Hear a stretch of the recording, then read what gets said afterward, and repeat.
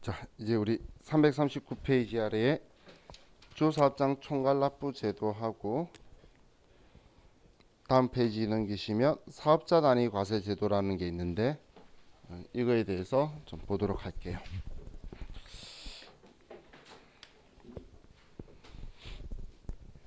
자, 사업장 단위 과세 제도라는 건 우리가 본점이 있고 본사가 있고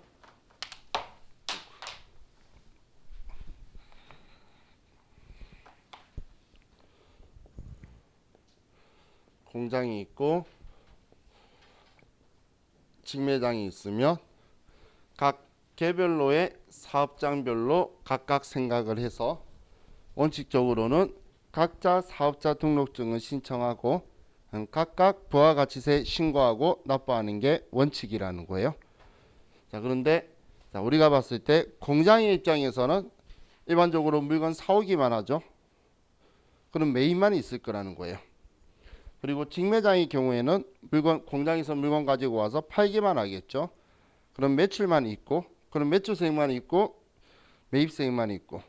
그런데 1월 달에 물건을 팔면 매출세액은 우리가 4월 25일 날 납부해야 되는데 매입세액은 1월 달에 물건 사오면 8월 24일 날 돌려줘요. 그러면 엄청 기간이 길게 되죠. 왜 그러냐면 제가 이 앞에 과세기간 이야기할 때 예정신고 때는 납부를 하는데 예정 때 환급을 안 해준다라고 했잖아요. 그러면 돌려주는 데 시간이 각자 사업장별로 신고하면 오래 걸리는데 문제는 모든 돈은 얘가 다 가지고 있다는 거예요. 그럼 우리 회사가 운영하는데 쓸데없이 자금을 투자했다가 늦게 돌려받고 이런 불편함이 생기겠죠. 그래서 특례를 만들게 돼요. 자, 특례는 두 가지가 있는데 하나가 주사업장 총괄 납부 제도라는 거예요. 자, 이 제도는 제도 이름에서 확인할 수 있듯이 주사업장에서 총괄해서 납부만 하는 제도예요. 그래서 이 제도는 특징이 부가가치세 신고는 사업장별로 각각 하게 되는 거고, 그럼 부가가치세 신고한 후에 납부를 주사업장에서 일괄 납부를 하는 방식을 써요. 그럼 주사업장을 정하게 되면 이 주사업장을 정한 곳에서 전부 다 합쳐서 한 번에 납부하니까 그러면 매입세만 있는 곳과 매출세만 있는 곳에 부당함이 사라지게 되겠죠. 그래서 이런 주사업장 총괄납부 제도를 쓰는데 여기에서 이 주사업장은 법인 사업자의 경우에는 본점이나 지점을 선택할 수 있는데 개인 사업자의 경우에는 주사무소에서 가능은 하지만 분사무소는 불가능해요. 개인 사업자의 본점을 주사무소라고 하고 개인 사업자의 지점을 분사무소라고 해요. 그러면 우리는 개인 사업자는 주사무소만 이제 주사업장으로 선택을 할 수가 있어요. 자, 그럼 이런 제도가 있는 반면에 또 하나의 제도가 사업자 단위 과세 제도라는 게 있어요. 자, 이 글자는 원칙하고 글자가 비슷하죠.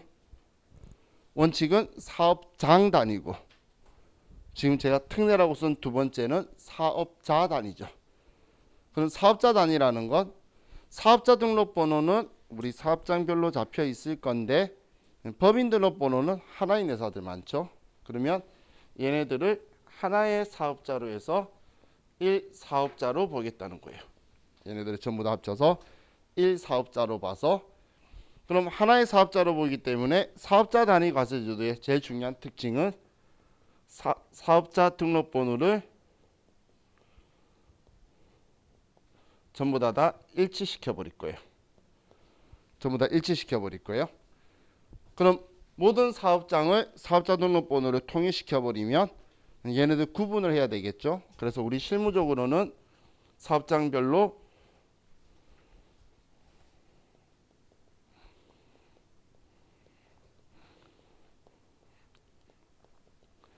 종사업장 번호를 부여할 거예요.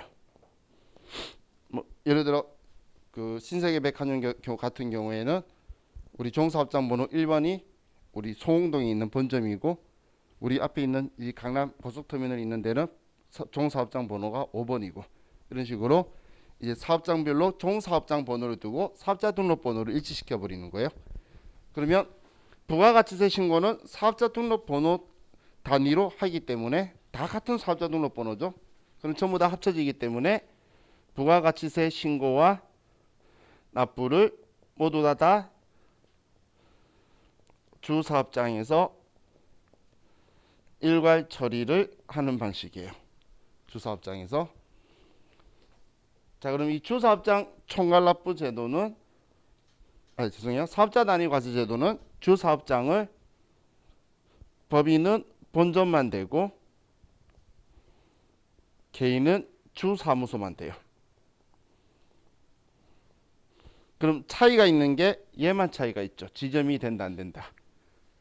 지점이 주사업장으로 지점을 쓸 수 있다 없다가 사업자 단위 과세 제도와 주사업장 총괄납부 제도의 큰 차이예요. 큰 차이. 왜 이게 큰 차이냐면, 자, 여러분이 다니는 회사에서도 아마 이거 쓰고 있는 회사를 다니시는 분도 있을 거예요. 이 제도가 훨씬 더 편해 보이는데 이 제도를 쓰는 회사의 특징 보면 사장님이나 회장님이 지방에 있어요. 엔지니어이신 분들이 있어요. 저도 옛날에 다니던 회사가 사장님이 저기 엔지니어여 가지고 저기 대전 옆에 금산에 있었어요. 사장님은 맨날 여기에 있었던 거예요. 회장님이. 그러니까 본사는 서울에 두고 있는데 여기니까 모든 컨트롤은 여기서 하고 싶죠.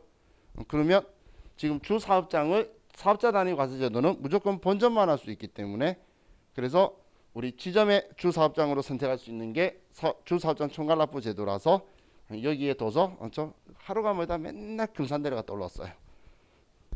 이 사장님 정말 싫었어요. 내가 이사 갈까까지 생각했었는데 이게 이 두 개의 큰 차이점이에요. 그래서 지점이 된다 안 된다의 차이가 있고, 근데 이건 우리 실무적인 큰 차이점이기도 한데, 그런데 외형상의 큰 차이점은 얘는 사업자 등록번호를 일치시켰기 때문에 전부 다 신고도 같이 한 번에 해버린다는 거고, 얘는 신고는 사업장별로 각각 할 거예요. 사업자 등록번호가 다 틀리니까.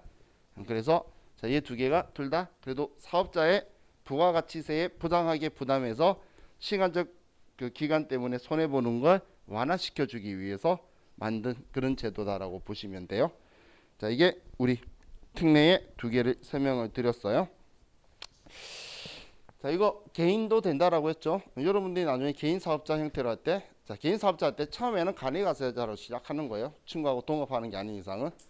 그러다가 연매출에 4,800이 넘어가면 세무서에서 알아서 일반 과세자 전환하라고 연락 올 거예요. 그럼 그때 일반 과세자 전환하고, 그러다가 내 이익이 이제 한 2억 좀 넘어가려고 그러죠. 그러면 2억이 아닌 1억 좀 넘어가죠. 그러면 법인으로 전환하는 게 일반적인 순서예요.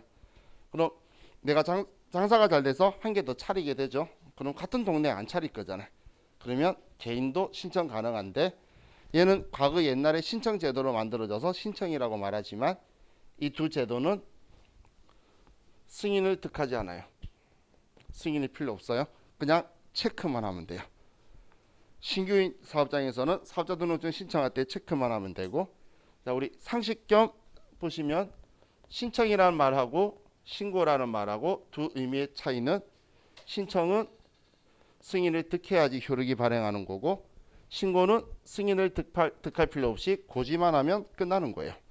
나 이렇게 할게요 라고 하면 그냥 하면 되고, 그때 과세관청에서 그거 하지 마세요 그럼 네 하고 안 하면 되는 게 신고인데, 신청은 하겠습니다 라고 했을 때 세무서에서 오케이라고 해줘야 할 수 있는 게 신청이에요. 그런데 이 주사업장 총괄납부 제도하고 사업자 단위 과세 제도는 신청 제도인데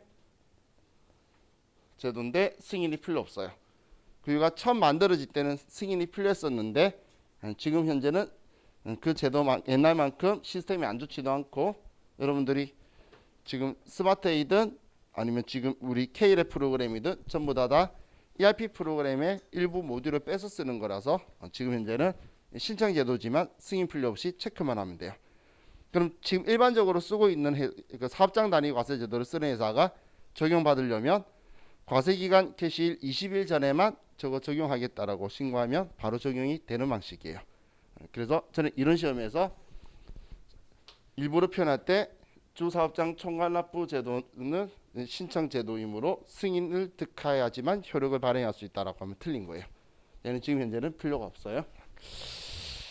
자, 그럼 이제 341페이지에 사업자 등록이라고 적혀 있는데, 자, 여기에서는 이 부분만 보시면 돼요. 사업자 등록 신청의 첫 번째 줄에 보시면 중간에 사업 개시일로부터 20일 이내에 사업장 관할 세무서장에게 등록하여야 된다라고 적혀 있죠. 사업 개시일로부터 20일 이내에 사업자 등록 신청을 해야 돼요. 우리 사업자 등록 신청 양가로 1번 적혀 있는 아래쪽 첫 번째 줄에 보시면 적혀 있죠. 자, 이걸 제가 한번 언급했던 적이 있는데, 이게 언제였냐면 저하고 이틀째 만난 날이었어요. 자, 우리 409페이지 잠깐만, 지금 보고 있는 페이지 손가락 끼워 놓고 409페이지를 잠깐 가보면 사업자 등록증 이 그림이 있죠. 여기에 중간에 동그라미 3번에 보면 개업 연월일이라고 2014년 5월 1일 적혀 있죠. 이날이 개업한 날인데 우리 409페이지에 그림 보면, 근데 아래 종로세무서장 위에 보면 5월 15일이라고 적혀 있죠. 이날이 사업자 등록증을 신청한 날이에요. 그래서 개시일하고 이 사업자 등록증을 신청한 날은 20일을 초과하면 안 된다는 이야기예요. 그게 지금 이것 때문에 제가 전에 뭐 세법상의 의미는 있지만 우리 회사 등록할 때는 날짜 필요 없어요 라고 했던 게 이 내용이다라고 보시면 돼요. 자, 우리 다음 페이지 넘기면 사업자 등록증에 사후관리라고 적혀 있는데, 이제 우리 342페이지로 돌아와서 342페이지에 사업자 등록증의 사후관리라는 건 사업자 등록증 재교부해 주는 거예요. 그럼 이게 재교부해 주는데, 자, 위에 있는 두 개는 당일이라 적혀 있는 것 있죠. 단순 명칭 변경이에요. 상호가 바뀌거나 아니면 쇼핑몰 같은 경우에 도메인 주소만 바뀌는 거예요. 다른 형태는 아무것도 안 바뀌고. 그럼 그냥 이름만 바꾸면 되는 거죠. 그거는 당일날 바로 해준다는 거고, 그 외 나머지는 우리 3일 이내 해줘라는 건데 실무적으로는 웬만하면 그날 바로 해줄 거예요. 지금까지 그냥 바로 안 해주는 걸 제가 본 적은 아직은 없어요. 문제가 생긴 사람을 제외하고는. 그럼 첫 번째 대표자 변경하는 때 적혀 있죠. 여기에 법인의 대표자, 법인만 가능한 거예요. 자, 개인 사업자는 제가 옷가게를 하다가 여러분한테 옷가게를 팔았어요. 그럼 대표자 변경이 아니고 개인 사업자는 저는 폐업, 여러분은 개업인 거예요. 개인 사업자는. 그럼 대표자 변경 사유가 아니죠. 근데 법인 사업자는 법인은 살아있는데 이거 책임지는 사람이 바뀌는 거잖아요. 그죠? 그래서 이제 법인인 경우에 대표자 변경이 우리 그 사업자 등록증 정정 사유에 들어가는 거고, 뭐 사업의 종류가 바뀌거나 사업장 이전하면 당연히 필요하겠죠. 그리고 공동사업자, 개인 사업자인 경우에 친구하고 동업을 하시면 그러면 우리 서로의 지분율을 쓰게 돼요. 근데 그 지분율이 바뀌게 되었을 때 우리 표면적으로는 안 보이는데 우리 세무서에는 정정을 하게 돼요. 그냥 우리 상식적으로 친구하고는 개인 사업자로는 동업하시면 마음 상하실 거예요. 그래서 한 사람이 조금이라도 많아야 된다고 말하면서 친구하고 1대1로 할 거야. 너하고 똑같아 그랬는데 한 사람이 51%가 돼요. 그러면서 기분이 왜 안 좋아지냐면 두 사람 계약서를 쓰라 그러는데 갑과 을로 쓰게 돼 있어요. 세무서에서 앉아서. 그럼 갑, 을 되는 순간 을이 되는 친구가 기분이 엄청 안 좋아져요. 근데 더 눈에 띄게 사업자 등록증에 대표자는 한 명이고 개인 사업자는, 그 친구는 둘이 똑같이 하기로 했는데 한 명 밑에 공동사업자라고 찍 한 줄로 적혀 있어요. 그런 순간 친구하고 사이가 안 좋아지기 시작하는 게 그때부터 시작이에요. 사업자 등록하면서. 그래서 개인 사업자는 하면 안 돼요. 자, 다음 5번까지만 보면 되는데, 상속으로 인해서 우리 사업자 명의가 바뀔 때 있죠. 자, 상속은 사업자 등록증의 정정 사유가 되는데 증여는 안 돼요. 증여는, 상속은 어쩔 수 없이 당하는 거지만 증여는 어쩔 수 없이 당하는 그런 상황이 아니죠. 그래서 우리 상속만 우리는 사업자 등록증의 정정 사유다. 자, 이까지만 보시면 될 것 같아요. 자, 이제 346페이지로 와서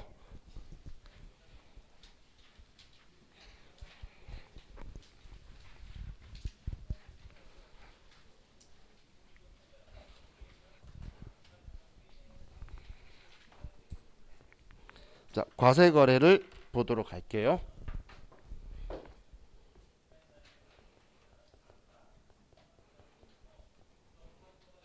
자, 과세 거래는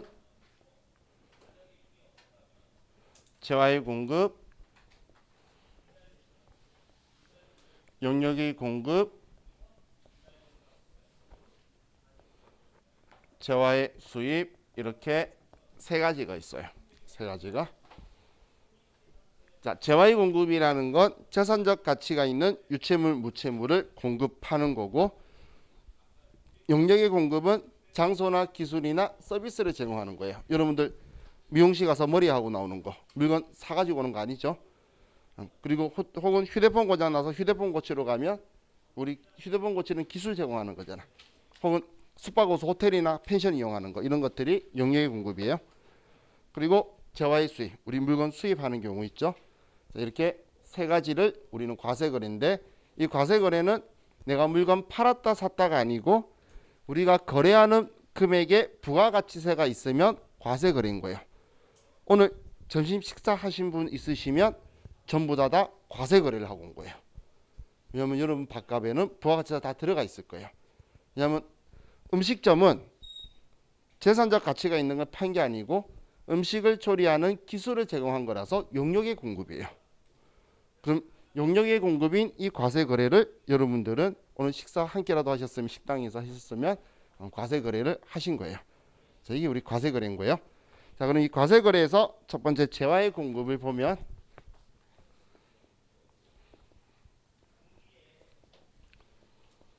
자, 재화의 공급이라는 건 우리 책 아래에 우리 형체 유무 상관없이 재산적 가치가 있는 유체물, 무체물, 여러분들이 특허가 있는데 특허권을 남한테 돈 받고 팔면 재산적 가치가 있는 걸 판 거죠. 재화의 공급인데, 이 특허를 쓸 수 있도록 빌려주는 건 용역의 공급인 거예요. 이런 식으로 기준들이 나눠지게 돼요. 자, 그럼 우리 재화의 공급에서는 둘로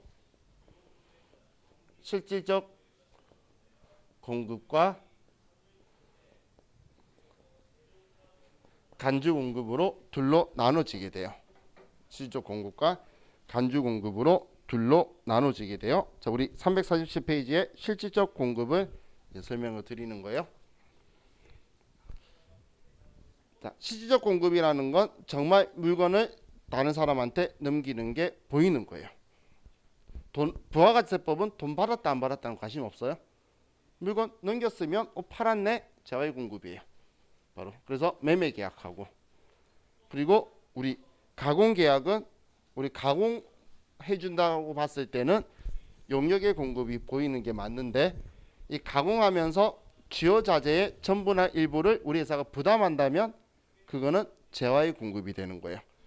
그럼 내가 주요 자재를 부담해서 가공한 후에 이걸 넘기면 재화의 공급이 되고, 넘기는 게 눈에 보이죠?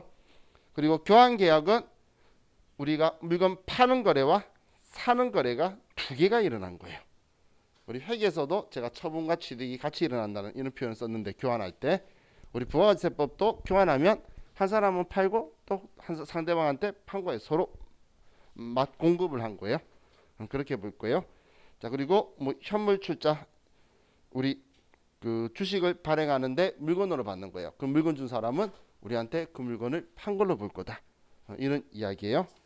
자, 그럼 얘네들은 실질적 공급은 특이한 거 없이 정말 물건을 넘긴 거죠. 그럼 그 물건을 넘겼으면 과세 거래라고 했으면 그 물건을 판 사업자는 무조건 거래 징수를 해야 되는 거예요. 부가가치 10%를 받아서 납부해야 되지. 그걸 납부하지 않으면 자기가 대신 물려야 된다라고 이야기를 했어요. 자, 그럼 다음 우리 간주 공급이 있는데, 간주 공급이 전산 세무위급에서는 매우 중요한 위치를 차지하는데 실기하고 연결이 많아서 우리 회계위급에는 그렇게 많은 영향을 못 미쳐서, 자, 개념만 설명을 드릴게요. 자, 간주 공급은 공급 팔았다는 거죠. 근데 간주 한 걸로 보겠다는 거예요. 안 팔았는데 팔았다고 보겠다는 거예요. 자, 이렇게 보는 이유가, 자, 우리 회사가 과세 사업자예요. 자, 이 과세 사업자가 다른 과세 사업자한테, 자, 이게 재화의 공급을 받고, 자, 이 회사가 매입 가격을 예를 들어 1,000원을 줬어요. 그럼 매입세액을 100원을 주고 1,100원을 주고 나는 물건 팔려고 산 거니까 100원 돌려주세요 라고 할 거예요.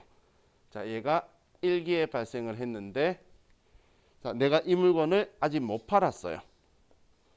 못 팔았다면 세무서는, 자, 우리 부가가치세 신고를 하면 물건 못 팔았으니까 매출세액은 0원이고 매입세액은 100원이니까 마이너스 100원이 되겠죠. 그러면 이 100원을 우리 회사로 환급을 해줄 거라는 거예요. 얘는 환급을 해줄 거예요. 100원 돌려줄 거다 그 이야기예요. 그럼 우리 회사한테 왜 이 100원을 돌려주냐면, 우리 회사는 과세사업자죠. 이 과세사업자는 누구나 한테, 자, 언젠가는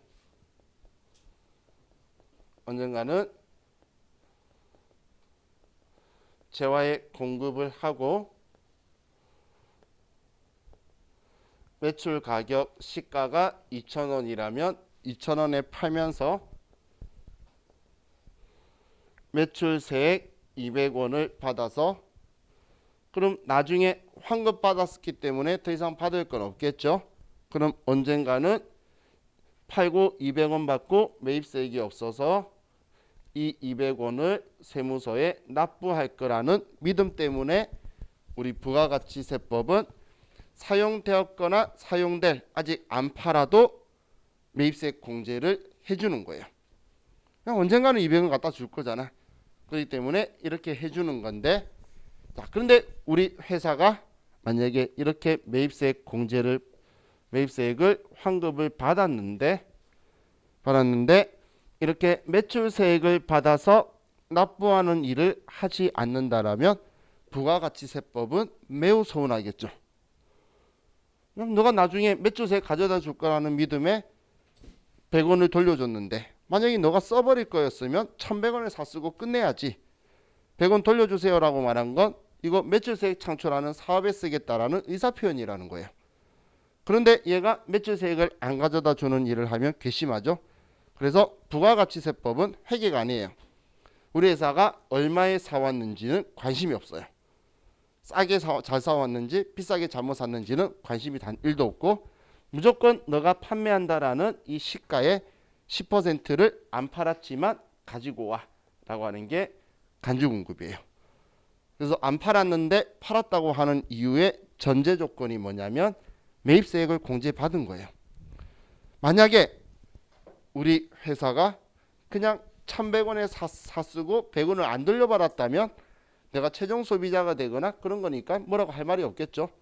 내가 사쓰고 끝내겠다는데.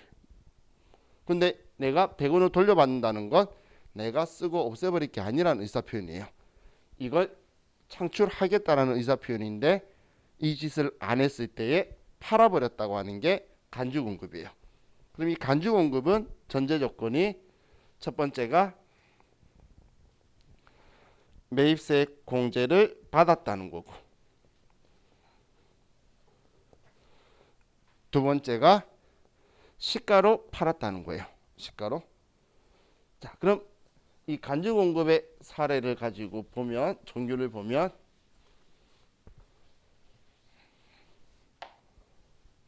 자, 첫 번째가 자가공급.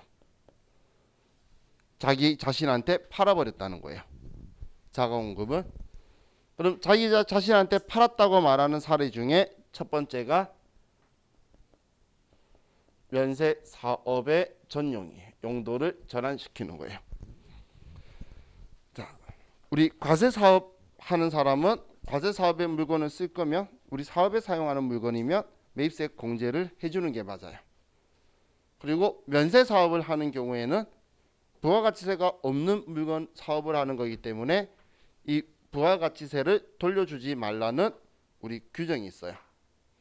그런데 우리 회사가 과세 사업과 면세 사업을 같이 하는 겸용 사업자라고 볼게요. 자, 우리 주위에는 겸용 사업자가 많아요. 여러분들 편의점, 마트, 여기는 면세품, 과세품 전부 다 팔아요. 약국에도 면세품, 과세품 다 팔고 우리 주위에는 과세품, 면세품을 같이 파는 곳이 엄청 많아요.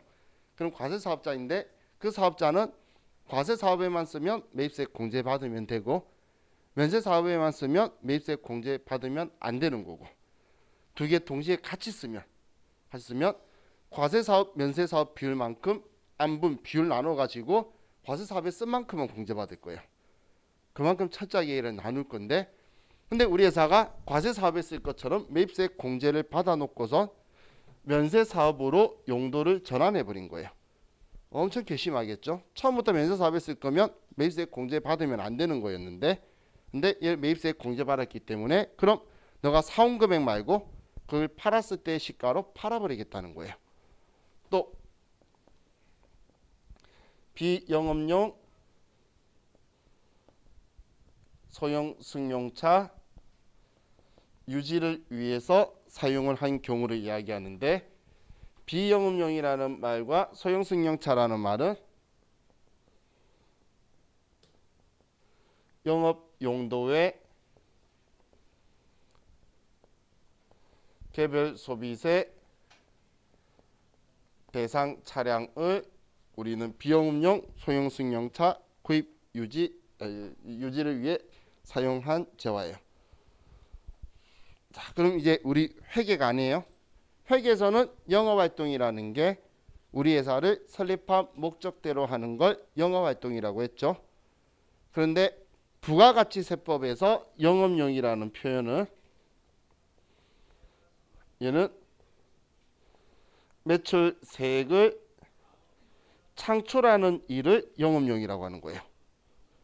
그럼 우리가 업무용이라고 말하는 건 영업용하고 같은 말이 아니에요. 업무를 한다라고 해서 매출세액을 창출할 거라는 부가가치세법의 생각은 전혀 없다라는 거예요. 그럼 우리 업무용은 비영업용이에요.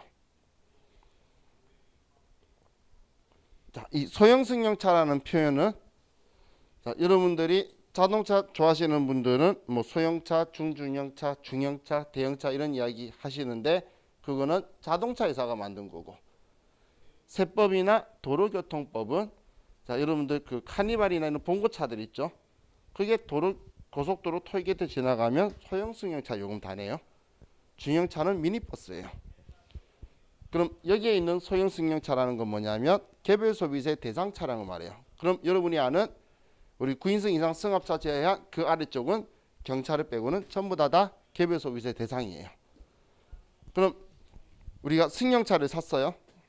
자, 이 승용차를 매출세액 창출하는 일에 사용할 거라는 믿음이 있을까요? 회사 업무에는 쓰겠지만 밥 먹으러 갈 때 쓸 수도 있고 데이터 갈 때 쓸 수도 있잖아요. 그렇기 때문에 근데 그 많은 사업자를 일일이 확인 못 하겠죠. 그래서 그냥 비영업용으로 처리할 거예요. 인정 안 할 거라는 거예요. 매출세액 창출 안 한다고 할 거라는 거예요.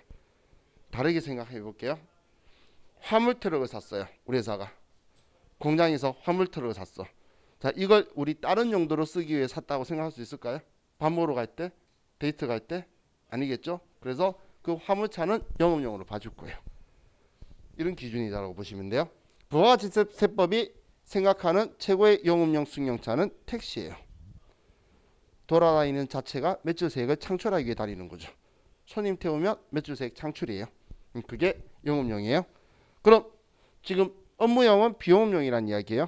그럼 영업용도 외에 개별소비세 대상 차량은 매입세 공제를 하지 말라는 세법의 기준이 있어요. 이제 저와 같이 뒤에서 그건 인지를 하고 실기하고 관련이 있는 부분이에요. 근데 그걸 위해 써버리면 매입세 공제받는 거 써버리면 너가 너한테 팔아버렸다고 할 거라는 거예요. 다 부가세법이 저것 때문에 열받아서 하는 이야기인데 근데 우리 자가공급 중에 유일하게 하나가 아닌 예외가 판매 목적 타사업장 반출이에요. 자, 판매 목적 타사업장을 우리 직매장이라고 하죠. 그래서 직매장 반출이 대표적인 우리 판매 목적 타사업장 반출인데 이거 이야기하는 거예요. 공장에서 직매장으로 물건 보내는 거. 그거 판 건가요, 물건? 우리 공장에서 물건 파는 것보다 직매장에서 물건 파는 게 훨씬 더 잘 팔릴 거잖아. 그럼 부가가치세법은 괘씸할 이유가 없겠죠. 근데 이걸 왜 팔았다라고 하냐면 이건 사업자를 위해서 만든 제도예요.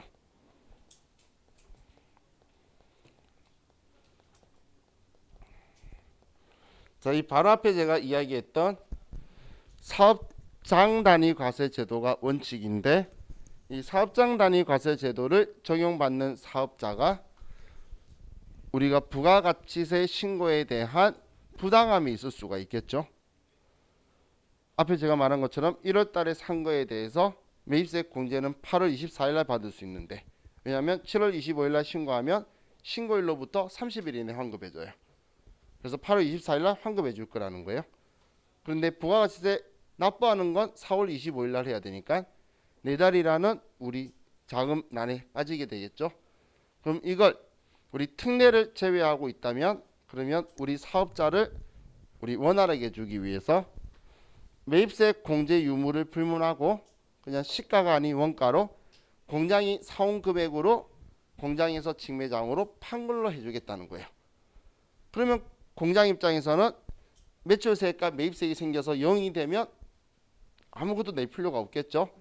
그럼 직매장 입장에서도 공장에서 사온 걸로 증빙을 해버리면 공장도 우리 매입세액을 줄이고 납부하면 되니까 우리 부가가치세에 부당함이 안 생겨서 사업자를 위해서 안 팔았지만 팔았다고 해주는 거예요. 자, 그런데 우리 주사업장 총괄납부 제도나 사업자 단위 과세 제도를 쓰는 것에서는 저 방법 쓸 필요가 있나요? 없죠. 왜냐면 세금을 한 군데서 다 같이 낼 거잖아요. 그럼 필요가 없어서 적용을 안 할 건데 우리 교재 348페이지 아래의 그림을 보면 주사업장 총괄납부 제도는 세금계산서 발행 안 하고 공급의제, 간주공급, 공급의제 같은 표현이에요. 비슷한 표현이에요. 사실 같은 건 아니고. 근데 우리 주사업장 총괄납부 제도는 세금계산서 발급 안 하고 공급의제를 안 보는데 근데 주사업장 총괄납부 제도는 사업장마다 사업자 등록번호가 틀려요. 그래서 실수로 세금계산서를 발행한다면 그러면 간주공급인 공급의제로 봐주겠다는 거예요. 하지만 그 아래 있는 사업자 단위 과세 제도는 사업장마다 공장이든 직매장이든 사업자 등록번호가 똑같죠. 그렇기 때문에 세금계산서 발행할 수도 없고 그러면 얘는 간주공급이 성립할 수가 없다라는 거예요. 그게 여기에 적혀있는 내용이다라고 보시면 돼요. 자, 다음이 우리 오른쪽 페이지에 개인적 공급. 자, 개인적 공급이라는 건 우리 회사의 직원이나 대표자가 개인적으로 쓴 거예요. 그럼 사업하고 관련이 있나요? 없죠? 우리 부가가치세법에서는 매입세액 챕터에 가면 사업과 관련 없는 지출에 대해서는 매입세액 공제 받지 말라는 규정이 있어요. 그런데 매입세액 공제를 받아놓고선 우리는 직원들 개인적으로 써봐라고 준다든지 대표이사가 개인적으로 가져가 버리면 매출세액 창출을 안 하게 되죠. 그러면 팔아버렸다고 할 거라는 거예요. 자, 그리고 우리 사업상 증여. 자, 사업상 증여는 접대비를 이야기하는 거예요. 자, 접대를 한다고 해서 매출세액이 창출될 거라는 믿음은 또한 단 1도 없어요.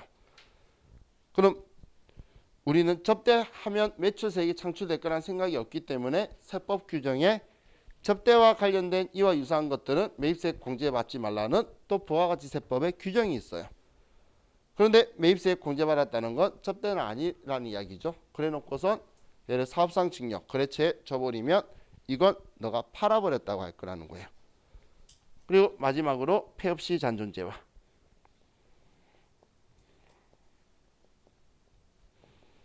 자, 폐업시 잔존재화는 우리가 폐업하기 전까지는 물건을 팔면 부가세를 받아서 납부할 수 있는데 폐업하는 순간 비사업자가 되죠. 그럼 부가세를 받아서 세무서에 납부할 수가 없게 되잖아요. 그래서 폐업시 잔존재화는 얘는 사업자가 비사업자에게 폐업하는 날에 폐업일에 이걸 공급한 걸로 팔아버린 걸로 하겠다는 거예요. 그게 폐업시 잔존재화다라고 보시면 돼요. 자, 지금 제가 이야기한 건 우리 이런 목적으로도 보시되 나중에 이게 어렵게 문제 나올 때에 이걸 적용해서 메인 매출 전표에서 과세 거래로 우리가 쓰게 돼요. 그럼 이제 분계가 좀 이상하게 나올 거예요. 매출이 아니라 물건을 줘버린 거 되니까 아래 분계가 틀리게 나오기 때문에 일단 이 사항 조건을 좀 보시고, 그럼 간주 공급의 특징이 매입세 공제 받았다, 시가다, 시가를 가지고 쓸 거라 그랬는데 팔았다고 볼 거라 했는데, 근데 지금 얘 판매 목적 타사 합장 반출 제가 표시해 놓은 얘 빼고는 내가 팔았다라고 증빙을 줄 사람이 없죠. 이건 내가 나한테 팔았다는 거고 직원이나 개인이고 거래처고 폐업하고 있으니까. 그래서 간주 공급의 마지막 특징이 증빙을 할 수가 없다라는 거예요. 할 대상이 없어요. 증빙할 대상이 없어요. 근데 얘는 특이한 애죠. 얘는 증빙을 꼭 해야 되는 애라서 사항이 완전 틀리네요. 얘만 예외사항이라고 보시면 돼요. 판매 목적 타사 합장 반출만. 자, 그럼 이제 349페이지로 가서 아래에 자, 재화의 공급으로 보지 않는 것이라고 적혀 있는 건 판 걸로 안 보겠다는 거예요. 담보의 제공. 담보 제공은 물론 회계상의 거래도 아니죠. 판 거 아니에요. 그래서 재화의 공급으로 보지 않는 거고. 자, 다음 350페이지에 가면 사업의 포괄적 양도라고 적혀 있죠. 자, 사업의 포괄적 양도라는 건 모든 권리와 의무를 양도하는 걸 이야기하는데, 자, 제가 개인 사업자인 경우에 저는 폐업, 다른 사람은 기업이라고 이야기를 했죠. 그럼 저는 폐업이면 여기에 걸리느냐? 이건 내가 그냥 문 닫아버리는 경우, 그걸로 끝내버리면 이 사항이 되는데, 다른 사람한테 이 가게를 팔면 나는 폐업이지만 내가 팔던 물건을 인수한 사람이 팔면서 부가가치세를 받아서 세무서에 내겠죠. 그 의무를 전부 다 넘기는 걸 우리 포괄적 양도라고 해요. 그런 경우에는 팔았다고 안 할 거란 이야기예요. 자, 그리고 조세물납은 원칙적으로 받질 않아요. 안 받는데 만약에 우리가 상증세라든지 지방세법에 의해서 납부한다면 그건 팔았다고 보지 않겠다라는 거고, 그리고 우리 공매, 구세징수법에 의한 공매나 아니면 민사집행법에 의한 강제 경매를 하는 경우에 그렇게 해서 얘를 팔게 되면 그것도 우리는 팔았다고 하는 공급으로 보지 않겠다라는 거예요. 자, 이게 우리 재화의 공급 중에 간주 공급이에요. 자, 그럼 이제 용역의 공급을 보면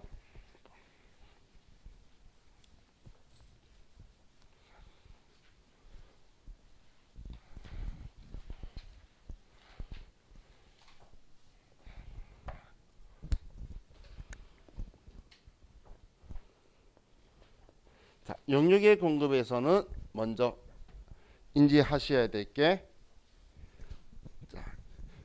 용역의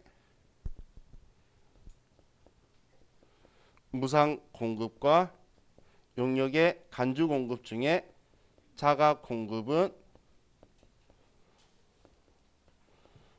과세 거래로 보지 않아요. 자, 여러분 친구가 이삿짐 센터를 해요. 그런데 이사한다고 친구가 와서 그냥 도와줬어요.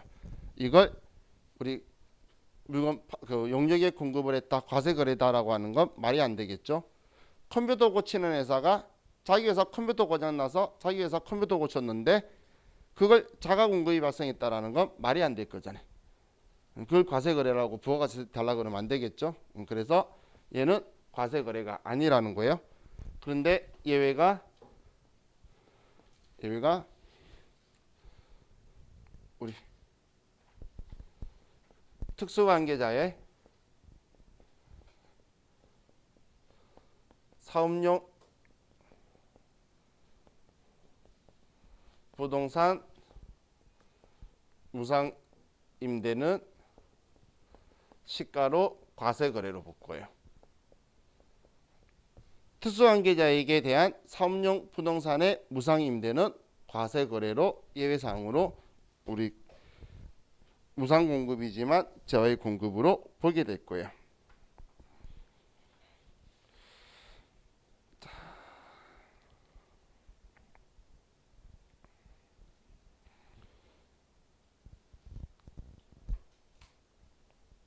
그럼 우리 351페이지 위에 있는 표를 좀 볼게요. 자, 가공이라는 것 중에서 보면 재화의 공급으로 보는 경우, 용역의 공급으로 보는 경우 두 개 찾으셨나요? 자, 얘 둘의 차이를 보면 자, 둘 다의 첫 번째 줄 오른쪽 끝에 보시면 주요 자재의 재화의 공급에 보시면 주요 자재의 전부 또는 일부를 부담하는 적혀 있죠? 찾으셨나요? 재화의 공급 보는 경우는 주요 자재의 전부나 일부를 부담하는 경우고 용역의 공급에서는 주요 자재를 전혀 부담하지 않는 이라고 적혀 있죠. 한마디로 주요 자재의 부담 유무에 따라서 부담하면 일부라도 부담하게 되면 재화의 공급이 되고 하나도 부담하지 않으면 용역의 공급이 되는 거예요. 지금 둘의 차이점이 그 문구죠. 주요 자재 전부나 일부를 부담하는 아래는 전혀 부담하지 않는. 자, 그럼 우리 여기에서 또 하나를 보시면 자, 건설업은 건물 짓는 기술을 쓰죠. 그럼 용역의 공급일까 재화의 공급일까를 봤을 때 자, 우리가 건설업 하는 회사가 시행사한테 도급을 받아서 한다 하더라도 시멘트 사주세요, 철근 사주세요. 그래서 사주는 대로 건물을 지을까요? 자기들이 필요하면 필요한 만큼 시멘트를 사 쓰겠죠. 그럼 자기들이 주요 자재를 부담할 거잖아요. 그런데 자, 우리 이 경우에 건설업의 경우에는 주요 자재 부담 유무를 불문하고 얘는 용역의 공급으로 보게 돼요. 용역의 공급. 자, 지금 제가 막 빠르게 설명하면서 지금 몇 가지만 쓰고 있는 게 우리 세무위급 시험에서는 일단 매입 매출 전표 실계 위에 필요한 거는 제가 실계하고 연관된다고 막 이야기를 할 거예요. 근데 그거 아닌 거는 우리 이론 시험에 문제 두 문제 나올 거예요. 그냥 그럼 많이 나오는 건 아니죠. 그게 나왔던 지문만 제가 정확하게 여러분 인지하시라고 말하는 거고 우리 실기하고 필요한 부분은 이런 거 토대로 해서 뒤쪽에서 제가 나오면 이거 실기에서 쓸 날짜다, 쓸 금액이다 이렇게 말해 드릴 거예요. 자, 그럼 이제 우리 아래 재화의 수입을 보면